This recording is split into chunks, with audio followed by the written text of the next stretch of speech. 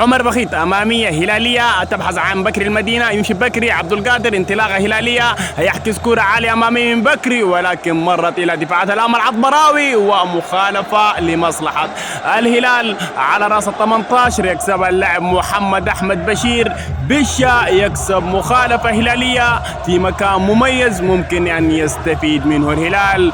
الهلال لديه عدة لاعبين ممكن أن يستفيد من التسجيل. عمر بخيت صاحب التسديد، وأيضا اللاعب مدثر الطيب كاريكا، واليسار المهاري مهند الطاهر ممكن أن يستفيد مهند. هذا مكانك يا مهند، هذا مكانك يا غزال، هذا مكانك يا وردة. مخالفة هلالية صعبة على مرتضى حسن، ممكن أن تكون أول أهداف الهلال أو مرتضى حسن يقول لا يا ناجي لا، الأمل موجود. 9 دقائق ممكن أن تعلن عن أول الأهداف. مهند الطاهر يا ما سجل من هذا المكان، يا من غادر الشباك من هذا المكان. مهند الطاهر، وردة، الغزال، يمشي مهند يلعب كورة،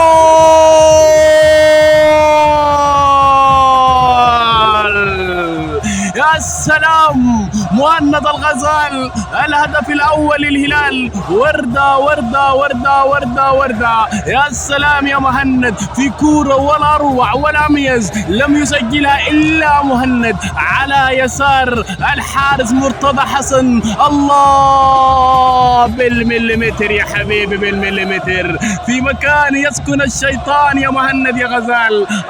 يا أسمر، يا غزال. مهند اليساري في كورة، يا سلام، هدف يدرس، هدف يدون في التاريخ. لا لا لا لا, لا، صعب على مرتضى حسن.